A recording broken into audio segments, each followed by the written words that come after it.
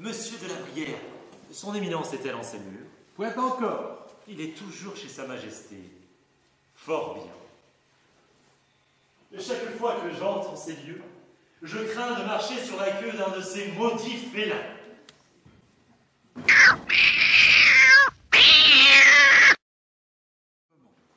Voilà qui est fait. Miséricorde. C'est ce suppôt de Satan de Lucifer. Ce fourbe ne manque jamais de me décocher un coup de griffe acéré.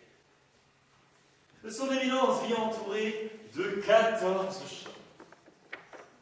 A-t-on déjà vu semblable folie en ce pays-ci? Il les chérit plus que tout au monde. Cette miaulante engeance. Jouit de scandaleux privilèges. Songez donc que pas moins de 2 valets se relaient pour assurer leur entretien et leur service. Regardez donc, de la poularde digne de la table d'un prince, pendant que je fais mon ordinaire des abattis d'une vieille poule.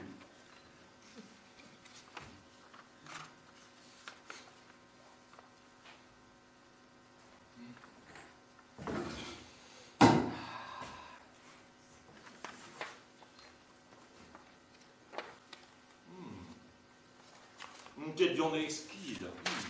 De chez Sieur Thierry Drapeau.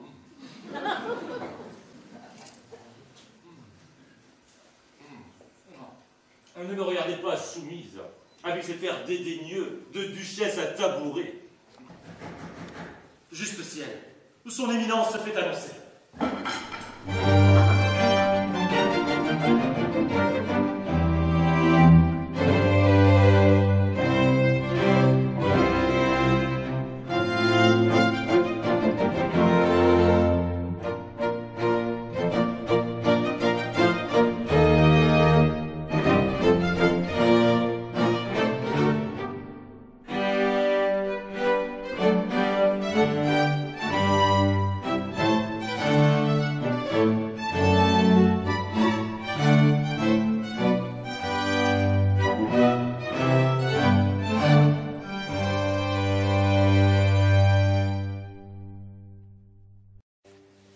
Éminence.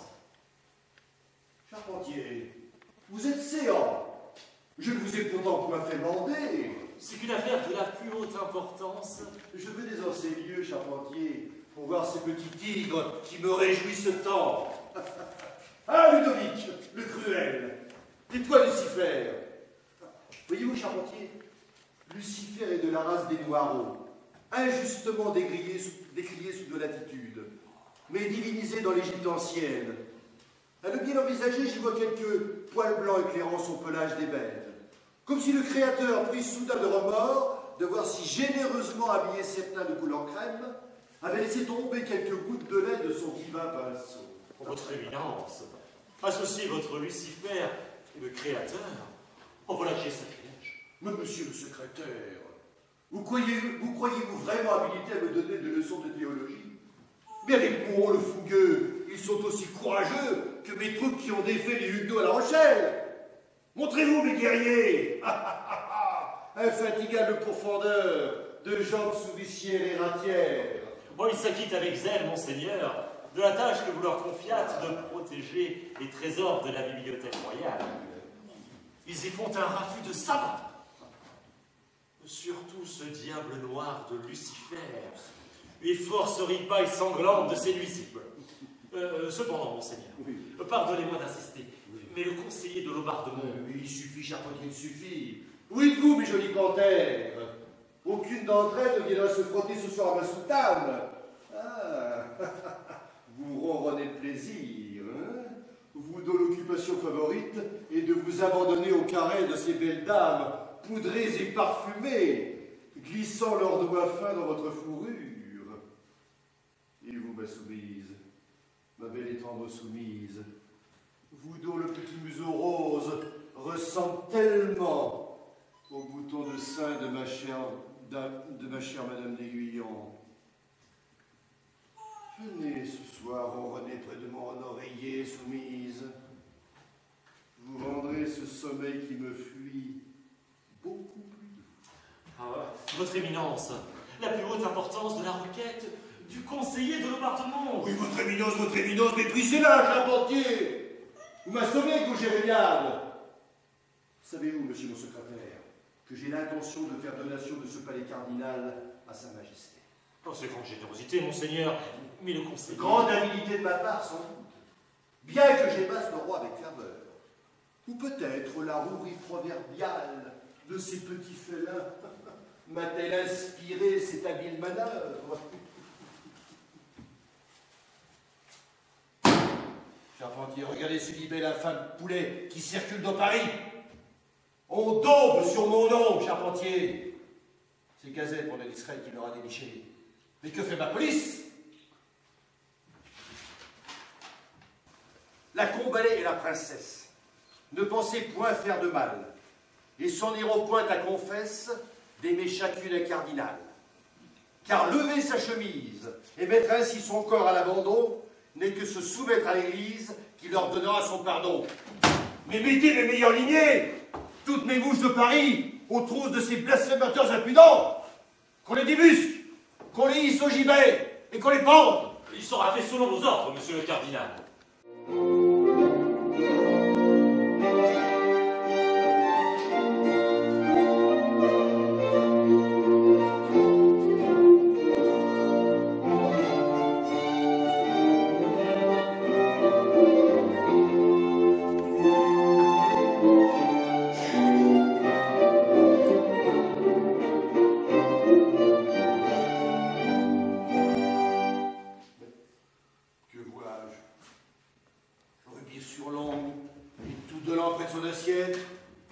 Il n'a presque rien touché. Oh, c'est encore ce marot de Picard, leur valet qui a gardé pour son ordinaire la tendre et juteuse poularde que mon chef cuisinier prépare pour mes chats. Il l'a remplacée par une poularde desséchée, une vieille poule, que ne peut croquer la nacre délicate de leurs dents. Charpentier, appelez mon médecin. Et si jamais Rubis sur l'ongle souffre d'un flux de ventre, ce marot de Picard tâtera du bâton.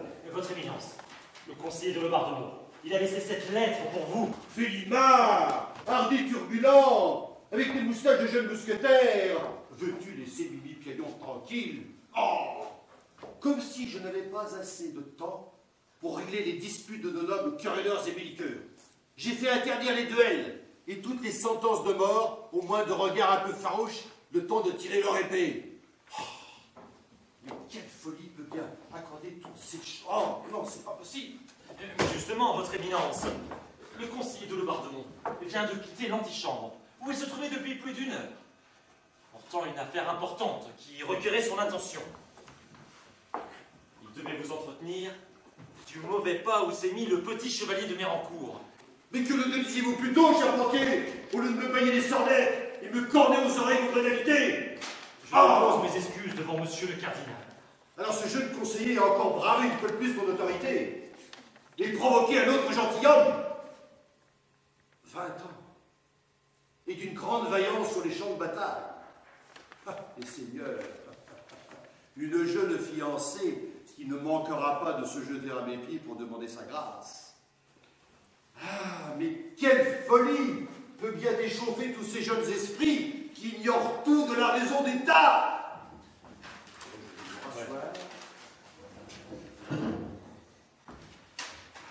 Le conseiller a laissé sa sentence. Il n'y manque que votre signature. Je suis là de tant de violence, là, charpentier, vous entendez, là. Revenez ce soir rechercher cette sentence. Vous la trouverez sur mon bureau, quand je serai au conseil du roi. Ah, l'infortuné jeune homme!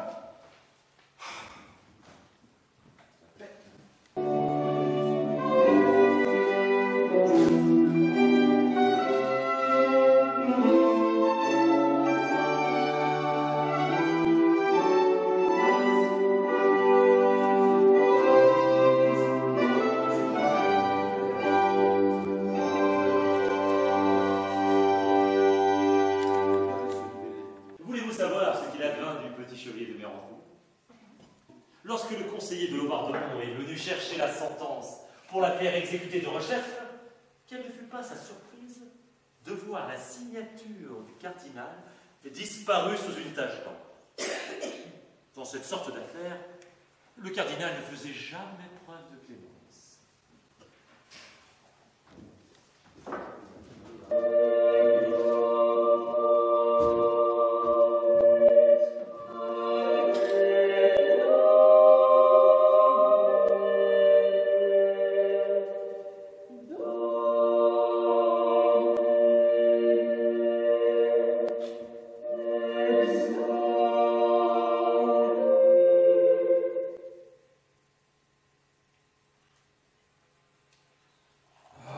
Cette jeunesse brisée au fil de la vie. Les édits royaux ne souffrent pourtant d'aucun recours. Charpentier, appelez mon médecin, qui me prépare une décoction contre la migraine. L'image floue de ce jeune Mérancourt a troublé ma nuit. Feu, le petit chevalier. Mais votre éminence, j'ai été gracié hier. Seule une tache d'encre figurait sur la sentence.